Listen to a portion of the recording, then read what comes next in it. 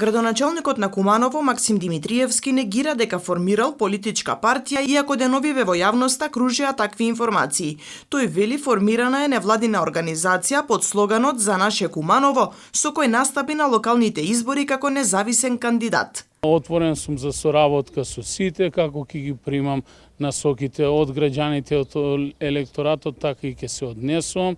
Не се точни шпекулациите во јавноста дека се формира политичка партија, туку е формирано невладино здружение кое што ќе делува на територија на општина Куманово со истиот назив кој што настапивме на изборите, слоганот "За наше Куманово", кој што ќе има за цел активно да работи како здружение на унапредување на животните услови и стандарди на граѓаните. Како што нагласи, се уште собира и анализира податоци и мислења од граѓаните во однос на формирање политичка партија. Тоа се однесува до формирање на политички субјекти, се уште сондирам, анализирам и верувам дека граѓаните ќе испратат вистински глас и ќе дадат вистинска насока во вистински момент. Она што се случува во државата во моментов за жалост една сеопшта криза и дополнително создава нови и генерира нови проблеми во сите сегменти на општественото живење.